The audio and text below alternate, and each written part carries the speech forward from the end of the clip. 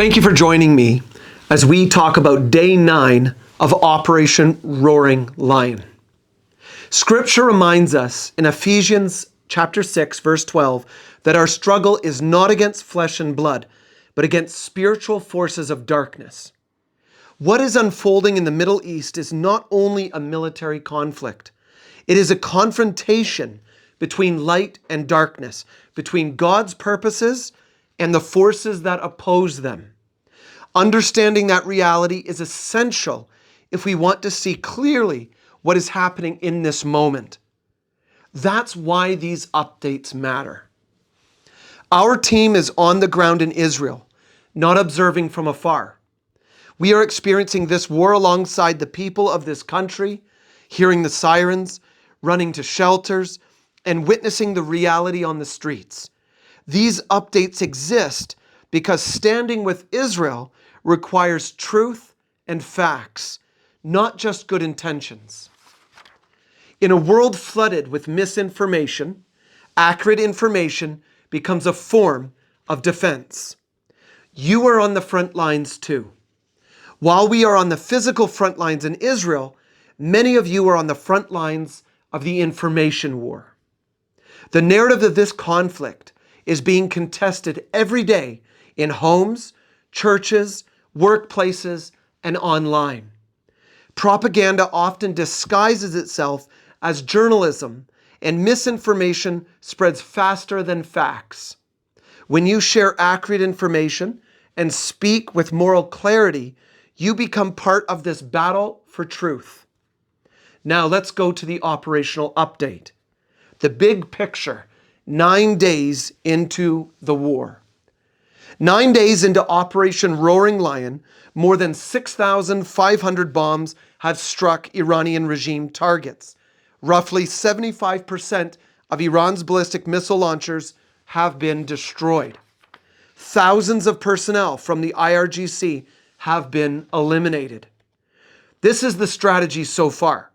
Until now, strikes have focused on Iran's air defense systems, ballistic missile infrastructure, regime leadership, and the security forces that are used to repress the Iranian population.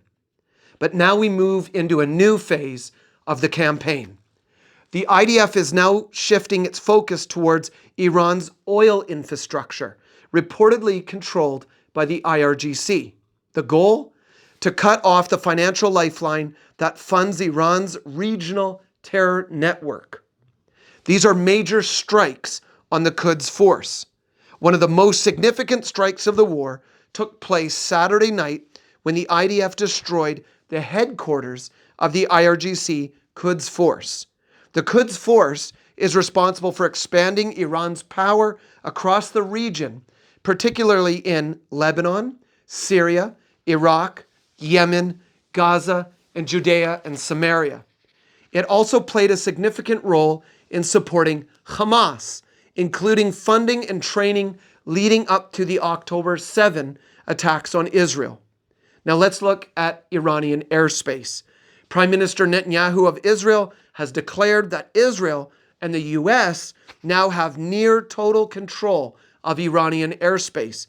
According to the PM, the initiative and unexpected actions of the past week are dramatically shifting the balance of power in the Middle East. The warning to Iran's leadership structure continues. The IDF issued a warning in Persian on X saying it will pursue anyone involved in selecting a successor to Ali Khamenei. The warning specifically referenced the Assembly of Experts, the clerical body responsible for appointing Iran's next supreme leader. Let's look at Iranian attacks on Israel, the ongoing missile and drone fire. Iran and its proxies continue launching ballistic missiles and drones toward Israel daily, sending civilians across the country into bomb shelters. Let's look at the launch patterns. Around 100 missiles were fired on the first day of the war. In the following days, launches dropped to about 10 to 14 missiles per day. Recently, numbers increased again to around 20 to 25 missiles per day. In total, some 200 ballistic missiles have been fired at Israel since the war began. Now, there is a fear of escalation that has not happened. Analysts feared the regime might launch a massive coordinated attack using all proxy forces simultaneously. However, with the weekend nearly over, that anticipated escalation has not yet materialized. As Scripture reminds us, the horse is made ready for the day of battle, but victory belongs to the Lord. The impact on Israeli civilians. So far, 3,100 Israeli homes have been damaged, badly enough that residents had to evacuate. And yet, regional developments continue to increase. In Bahrain, U.S. CENTCOM pledged to retaliate on behalf of Bahrain after an Iranian drone attack on the Gulf state. The move underscores Washington's commitment to defending regional partners hosting American forces. The United Arab Emirates escalation. In the United Arab Emirates, an Iranian drone struck Dubai International Airport, one of the busiest aviation hubs in the world.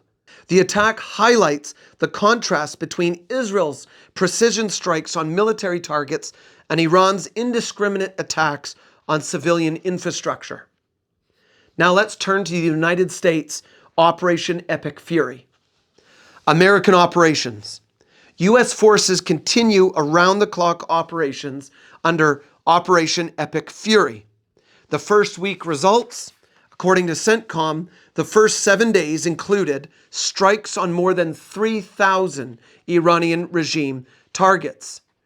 43 Iranian naval vessels have been damaged or destroyed. Now let's turn to Lebanon and Hezbollah's activity. Since joining the conflict last week, Hezbollah has fired around 200 projectiles at Israel, including more than 160 rockets and 43 drones. Prime Minister Netanyahu warned the Lebanese government that it must enforce the ceasefire agreement and disarm Hezbollah. If it fails to do so, he warned the consequences for Lebanon could be severe. Now let's turn to a closing thought. These are extraordinary days in the history of Israel and the Middle East, and we will continue bringing you verified updates from the ground. And as you read, share, and speak truth, remember, you are part of the story as well. God bless and shalom.